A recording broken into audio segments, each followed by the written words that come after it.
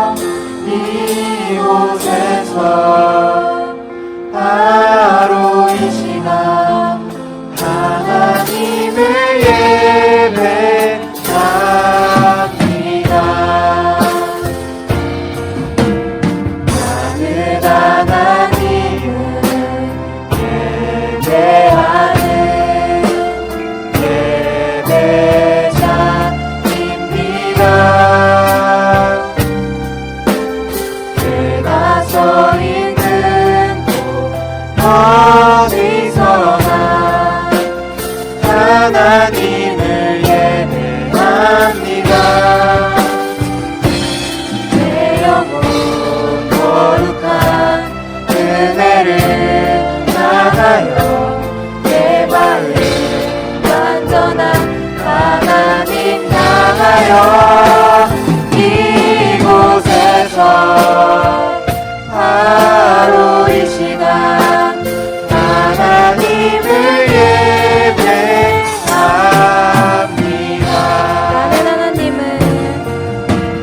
나는 하나님을 예배하는 예배자입니다. 내가 서 있는 곳 어디서나 하나님을 예배합니다.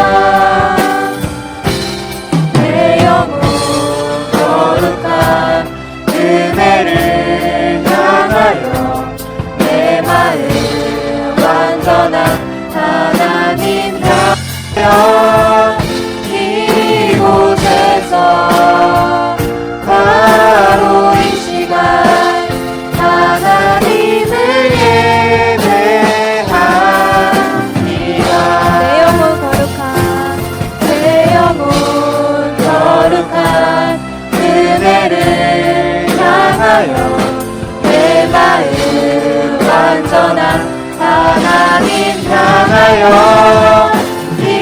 이곳에서 바로 이 시간 하나님을 예배합니다. 내 영혼 거룩한 은혜를 향하여 내 마음 완전한 하나님 향하여 이곳에서 바로 이 시간 하나님을 예배합니다. 하나님을 예배합니다.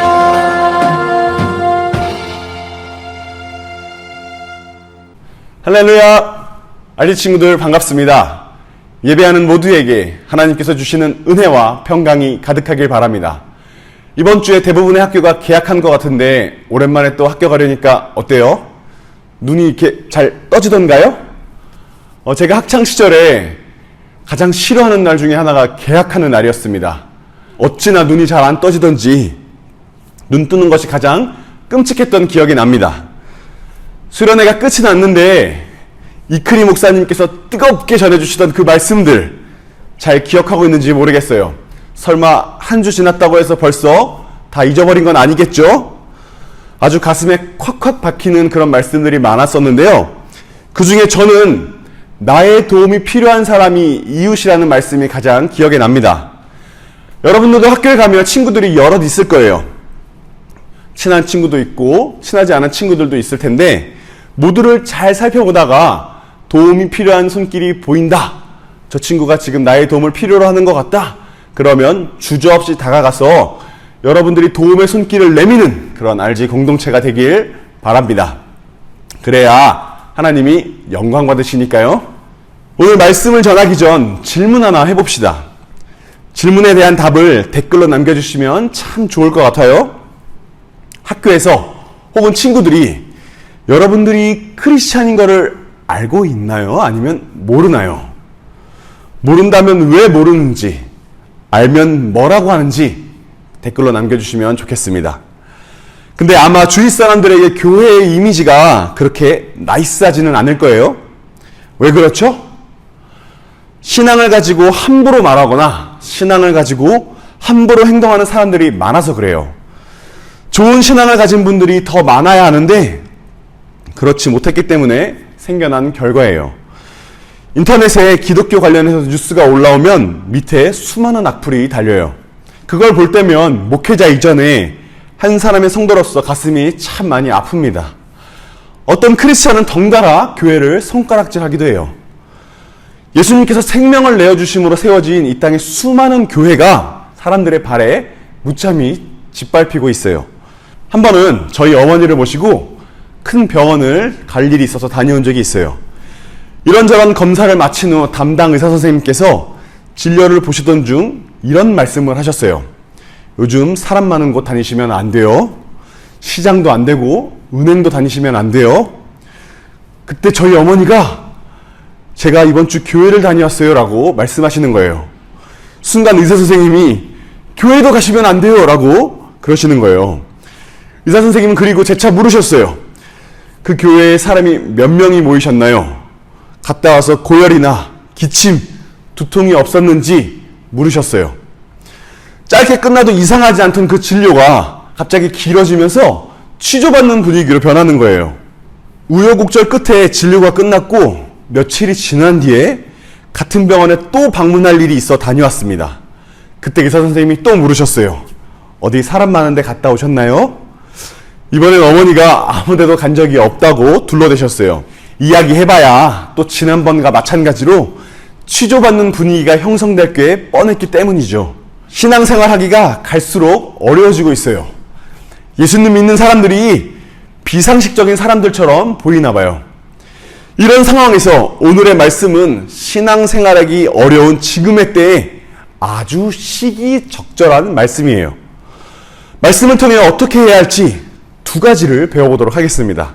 본문의 7절에는 이렇게 기록되어 있어요. 만물의 마지막이 가까이 왔으니 그러므로 너희는 정신을 차리고 근신하여 기도하라. 정신을 차리고라는 말은 무엇에 홀리거나 정신을 빼앗기지 않은 상태를 말하는데요.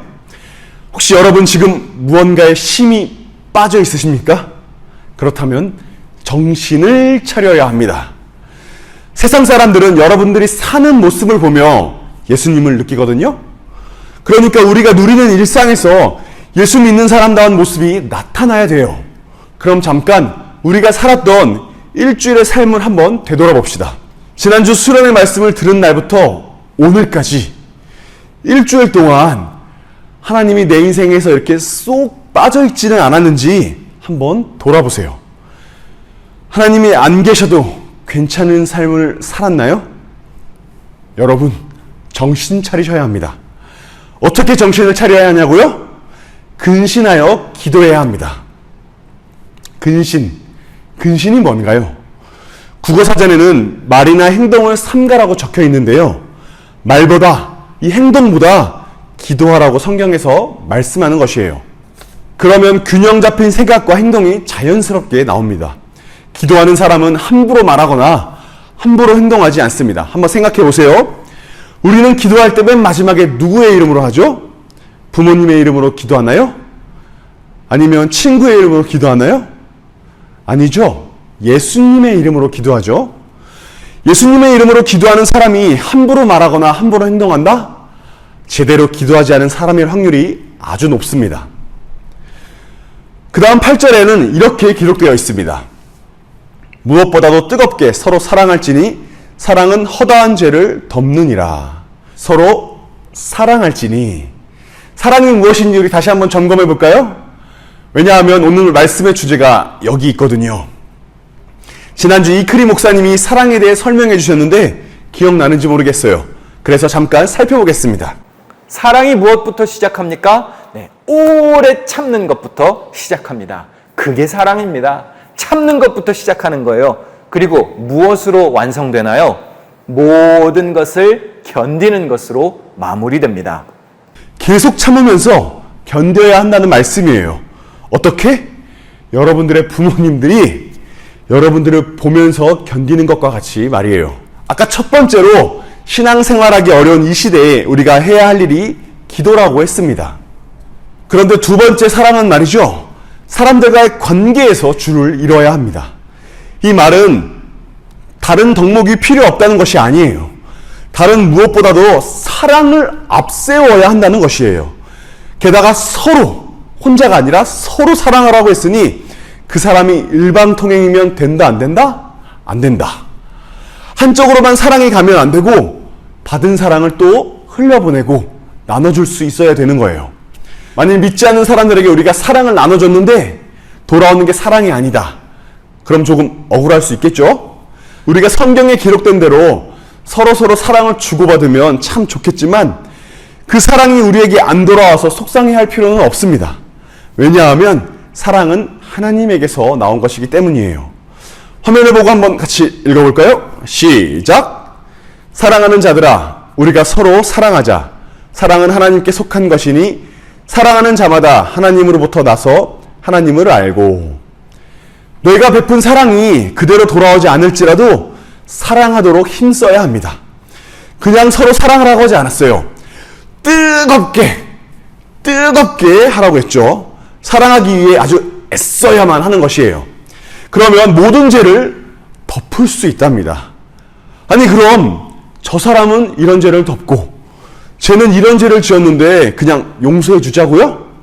네, 어렵지만 그렇게 해야 합니다. 하나님이 피조물과 우리 사이에 선을 하나 정해두셨는데 심판과 용서를 함께 할 수 있는 분은 하나님이시고 피조물인 인간은 용서할 수 있는 부분만 허락해 주셨어요. 그렇게 나에게 손해를 끼친 사람을, 내 마음을 아프게 하고 나를 힘겹게 했던 사람을 용서하고 나면 예수님이 나의 죄를 용서해 주셨던 것처럼 그 사람의 잘못도 덮어 주십니다. 다른 이를 사랑할 때 마찬가지로 나의 죄도 용서받게 되고 예수님이 덮어주셔요. 그래서 서로 사랑해야 하는 것입니다. 사랑하는 알지 여러분, 신앙생활하기 어려운 이때 무언가의 마음을 빼앗겼다면 정신 차리고 근신하여 하나님께 기도하시고 주위의 많은 사람들과 뜨겁게 사랑함으로 하나님의 덕을 세워가는 일에 앞장서는 모두가 되시기를 축복합니다. 기도하겠습니다. 우리들의 인생을 통해 영광 받으시길 원하시는 하나님, 우리의 마음이 다른 곳에 있지 않게 하옵소서. 다른 것에 마음을 빼앗기지 않게 하옵소서. 신앙생활하기 어려운 이때 더욱 정신을 차리고 기도함으로 하나님과 가까워지게 하옵소서. 계약했습니다. 학교에서, 직장에서 이 사람 저 사람 만나며 속이 상할 때가 있습니다. 그러나 하나님, 내 마음에 쏙 들지 않아도 사랑하는 마음이 있게 하옵소서. 허다한 죄를 덮고도 남을 만한 뜨거운 사랑을 허락해 주옵소서. 예수 그리스도의 이름으로 기도합니다. 아멘. 광고합니다. 1. 오늘 예배 후 영어 성경 암송대회가 있습니다. 지금 나가는 찬양 이후에 진행합니다. 2. 말씀을 가까이 인증 이벤트에 참여해주세요. 이번 주 범위는 요한 1서부터 요한계시록 2장입니다. 3. 수련회 기간 동안 말씀 마스터, 성경에서 좌우명 찾기, 하나님께 편지 쓰기, 소그룹 응원 메시지를 완료한 사람에게는 상품을 보내드립니다. 부족한데도 주님은 여전히 그곳에 계시네. 언제나 변함없이 영원히 사랑하시네.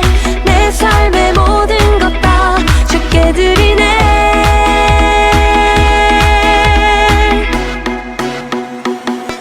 You still love me.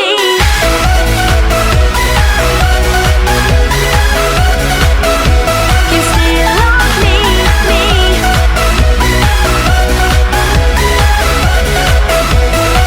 주님의 사랑은 멈추지 않네. 한결같네. 주님의 사랑이 나를 채우네. 영원토록.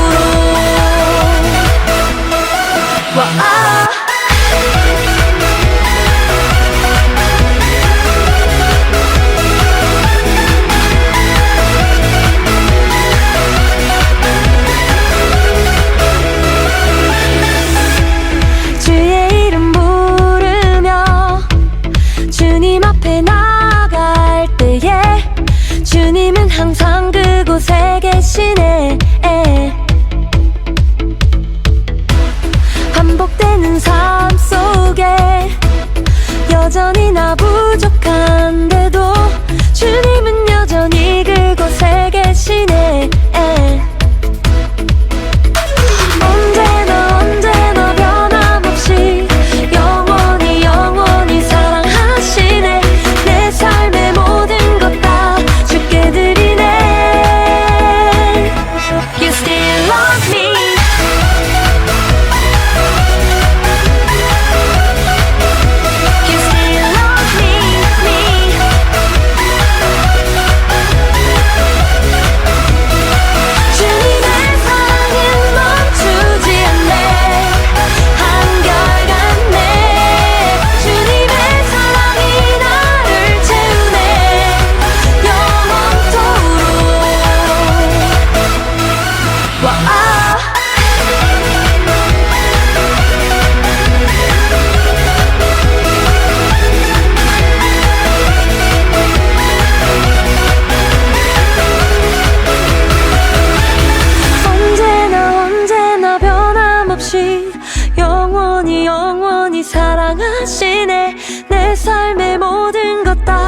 주께 드리네